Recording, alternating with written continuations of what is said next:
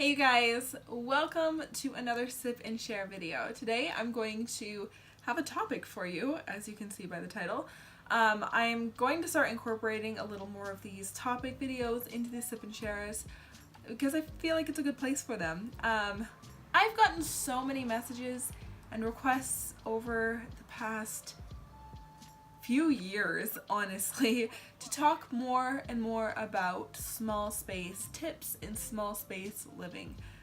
So today, that's what I'm going to do. If this is your first time watching or you are new to my channel, hey, my name is Rainbow, for real, and we live in a very small home. I feel like everybody starts mowing their lawn as soon as I open the windows and start trying to film video. So anyway, sorry about that. Myself, my husband, and my two kids, we all live in a lower level like apartment, like a basement apartment, basement suite, however you call them in your area. I know they have a lot of different names.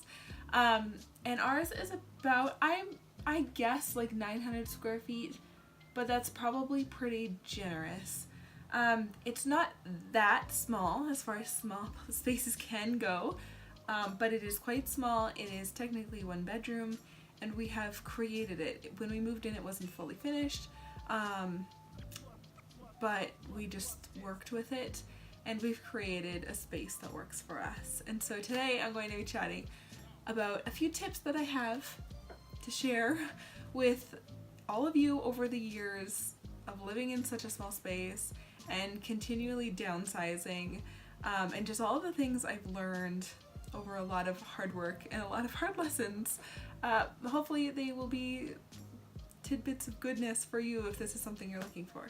And just to address what I just said, in case that sparked any questions with anybody who's been listening long term or watching long term, when I said we've been continuously downsizing, we started with quite a large house. It was like 4 bedrooms. This is when our daughter was just a little, before she was even born actually.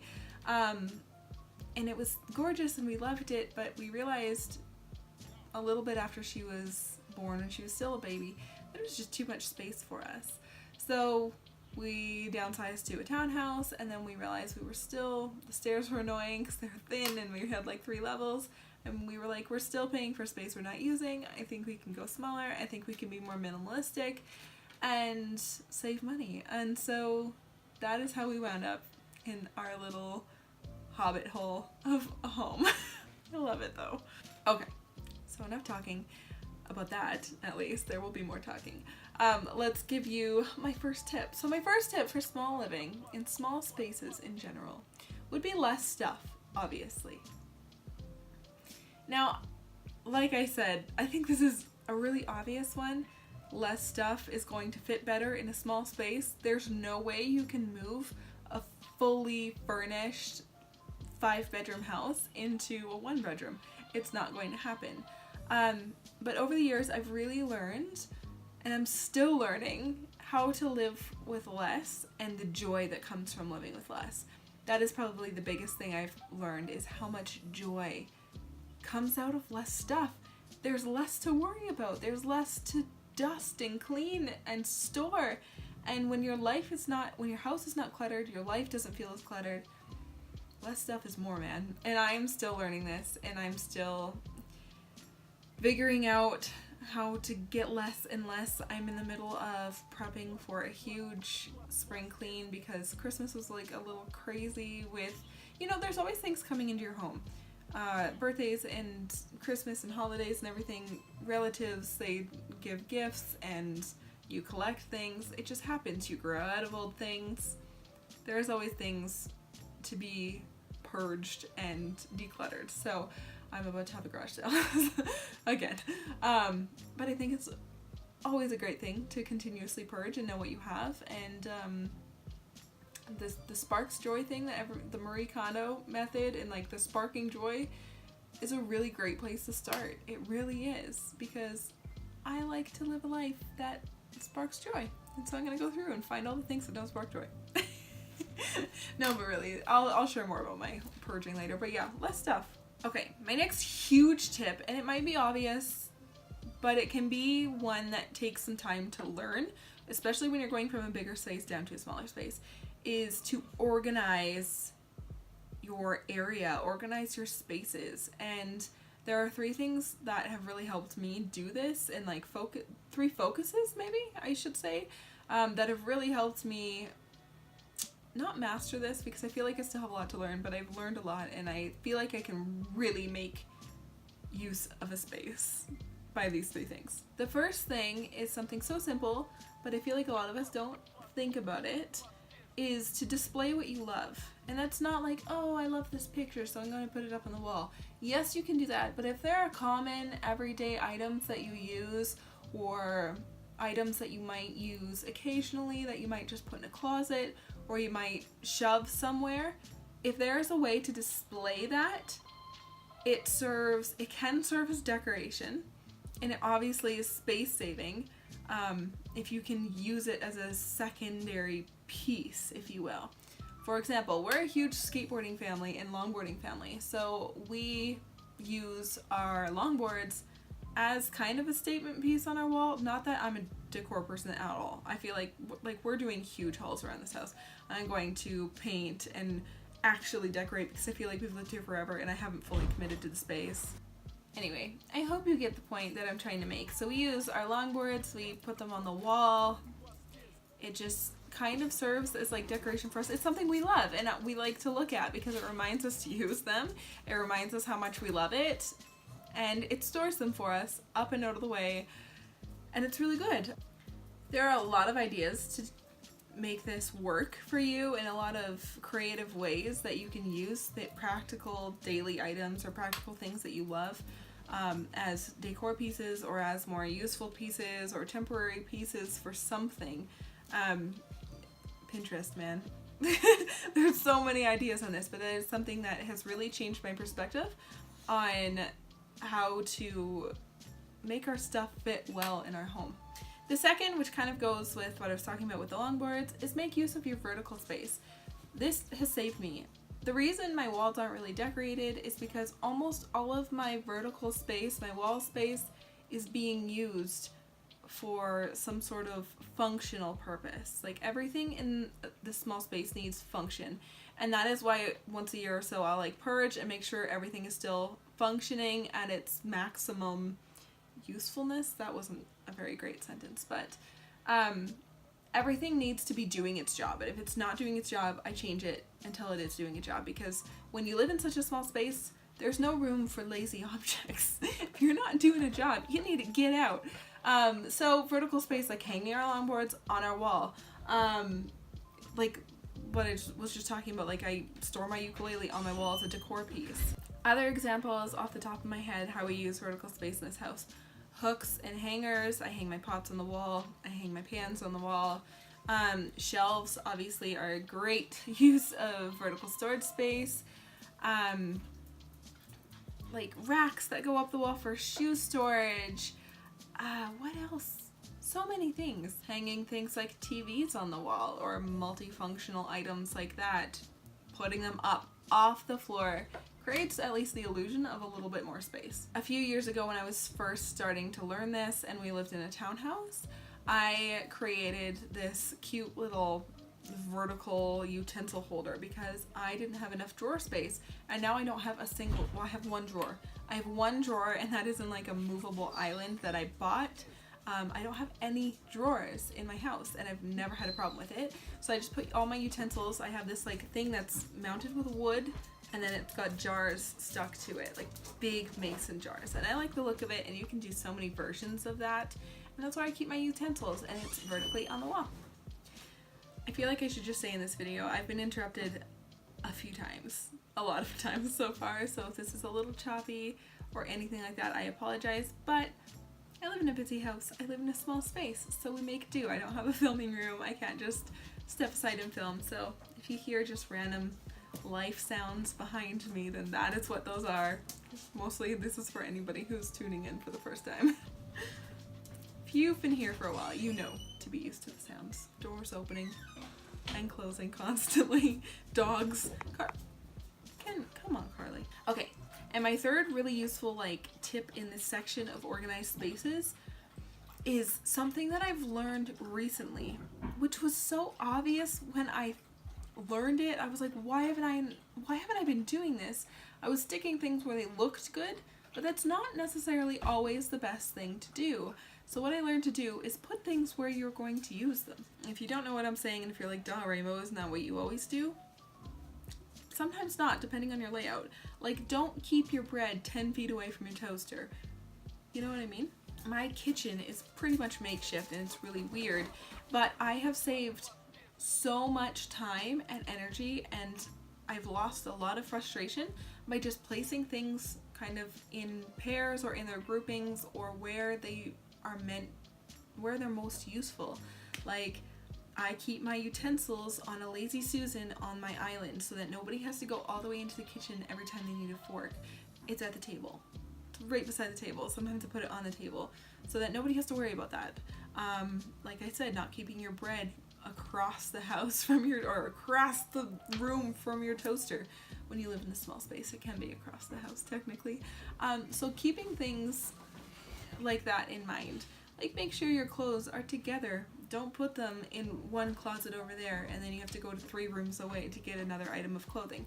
Stuff like that creates a feeling of cluster and chaos, and you'd be surprised the weight it lifts when you find a way to alleviate those little inconveniences, and it makes your space feel so much more functional. Another small space tip for you that has completely changed my game is having a cleaning rhythm. And I know that can sound like another obvious one. A lot of these are maybe sound obvious, but my favorite cleaning rhythm I found, and I say rhythm because I found cleaning schedules. I am not really a rule follower. I like rules, but I don't like to, like, it has to work for me.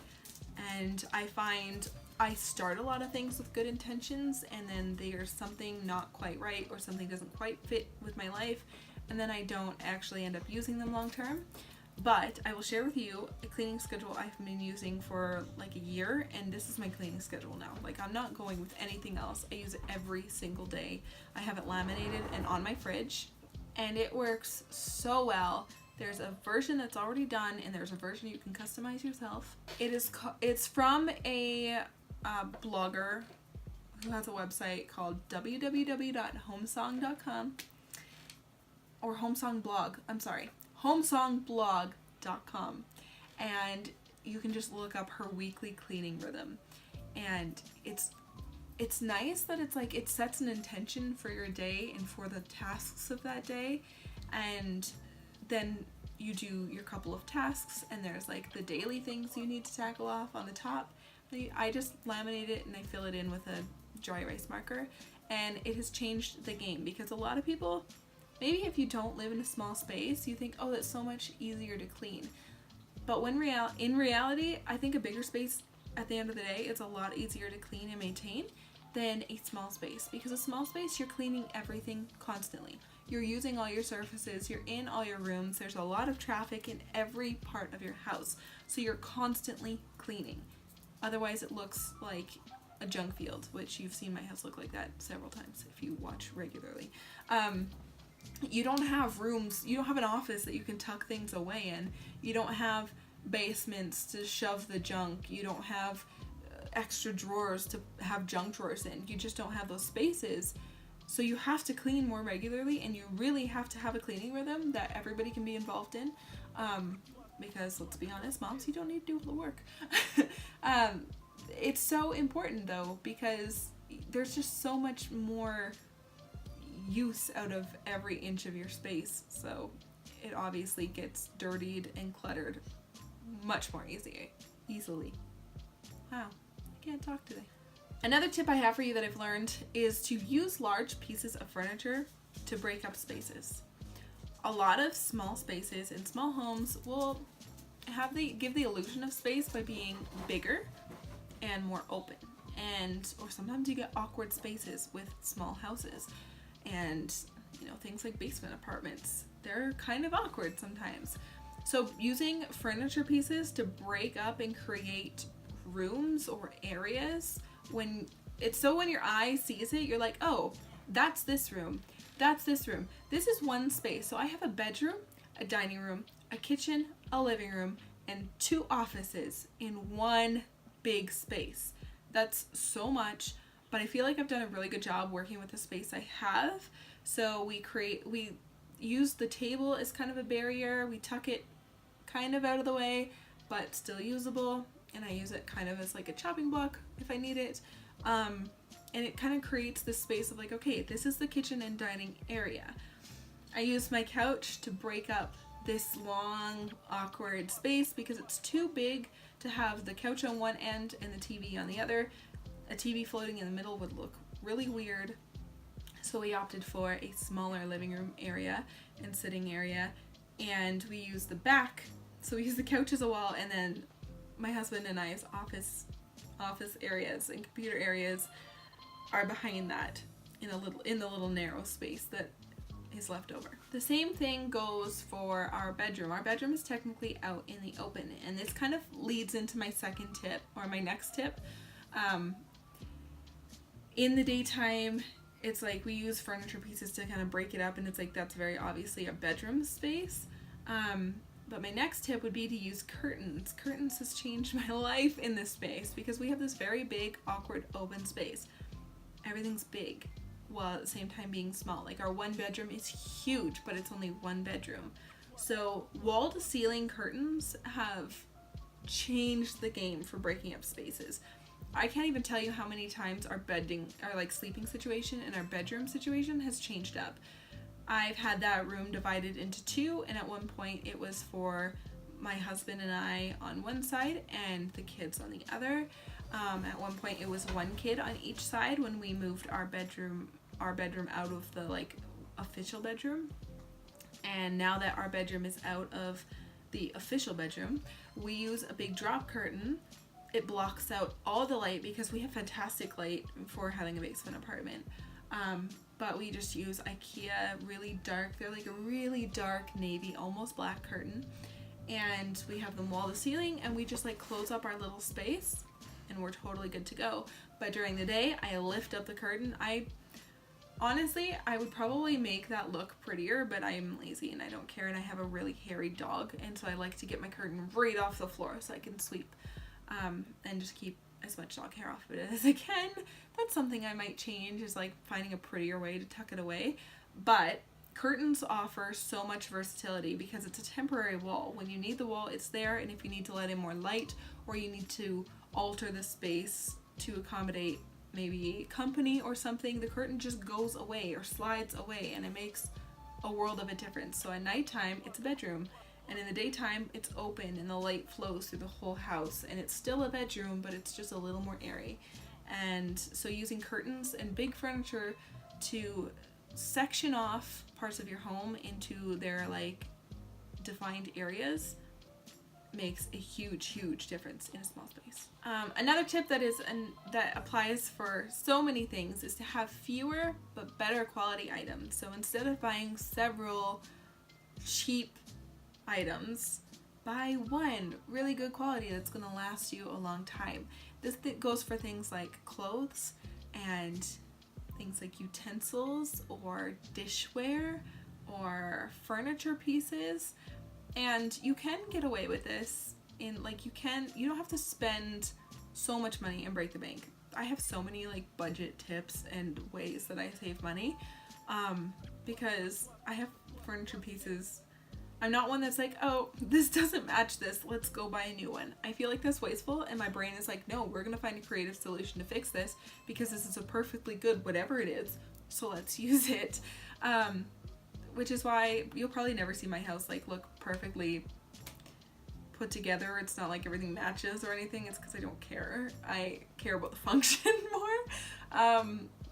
But yes, a big tip is having like fewer things that are better quality, that are going to last you, and they're going to do its job, so you don't need several things to do the same job that one good thing could do.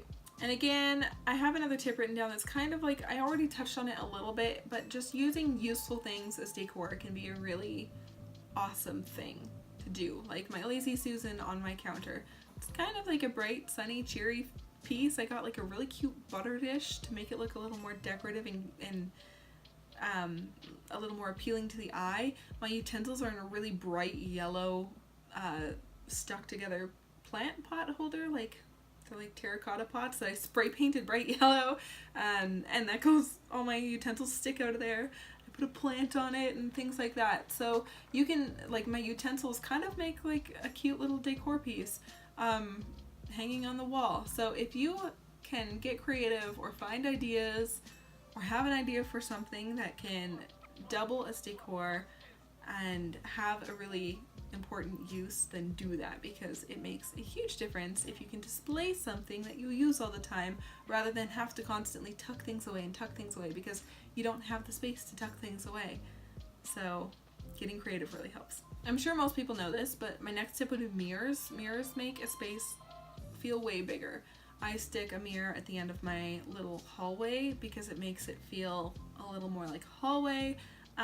There are so many tips online for how you can make this work. I'm thinking of maybe buying a mirror for over top of my bed. Mirrors reflect the room and they make them look bigger. So use mirrors. They are a helpful tool. My next tip is something I'm learning a lot more. I feel like the longer I spend in the space, the more I'm learning this, because I've definitely had times where I'm like, I don't want to put effort into this house because eventually we're gonna move, or it's small and let's just make it work for now. So putting effort into your space makes a huge difference into how you feel when you're in your home, how small the space feels, and how you see your home in general. I think this applies to any home, but especially small spaces. If you put a lot of effort to make it look and feel like your home and like a reflection of yourself and like something you're proud of, you won't notice the amount of space you have as much. You're gonna notice the cozy things you put in. You're gonna see it as like, oh, this is this tiny little place and I'm frustrated to be here. It turns into, oh, this is my cozy home and I love spending time in it. So putting effort into your space makes a huge difference. That's something I'm working on more, and we're working on more, and that's something we're going to do this summer, is just take some time to paint and decorate a little more with a little more thought and just put some more effort into our space, because it makes a huge difference. My second last tip I kind of touched on in other areas, but it's to make spaces multifunctional. And I talked about using things to break up spaces, but in the same way that we break up spaces, we're also making spaces multifunctional, which is, I think, one of the most important ways you can make small spaces work and you can fit into small spaces. We are a family of 4 living in a 1-bedroom apartment technically, and with 2 dogs and 2 guinea pigs and a fish, and we don't feel cramped. There's plenty of space for everybody because we've made each space multifunctional. Our living room area acts as a living room and an office. There's space for everybody to go kind of find a quiet area, and that really works. But it also shares into our dining room and our kitchen area. But by using those big furniture pieces to break off the room, we've created individual functional spaces. And something really important to be multifunctional is when you live in a really small space, sometimes it can be really intimidating to be like, well, how am I ever going to host company? I can never have company over at my house. If you don't know this, if you haven't been around for very long, we host monthly game nights at our house. We host them. We have a couples game night, and there's about 15 people that can come to our house, and we can accommodate like 14, like usually it's like 14, 15, depends, or like up to 14, 15 people is usually like our average. Sometimes it's like 10. But regardless, we have a space that works so that we can make room for hosting company. So how we do it, how I talked about having a multifunctional space, our couch floats in the middle here, but when we host our game night, the way everything is kind of set up just like allows it to open up and transform. So we remove our computer chairs from our desk area, we slide our couch all the way back till it touches our desks, we bring our table, we bring the leaf out of our laundry room, and our table extends we have a huge table. It's big without the leaf, but like with the leaf it's freaking huge. And we pull our table and we use our couch as seating on one side. We use our kitchen tables and our computer chairs for seating on around the rest of the table, and we comfortably, cozily fit like tons of people, and we have a great game night. I just usually set out snacks on the bar in the kitchen, and everybody can just grab a plate or stick them on the table, whatever. The point is, there are definitely ways to make your space transform. It's almost like having your house be a table with a leaf in it. You just pull things and you can fit more things in it. There are tons of ways to make this work in a lot of specific areas. Pinterest is great. I saw so many ideas in the very beginning when I was like thinking about how I could make spaces multifunctional.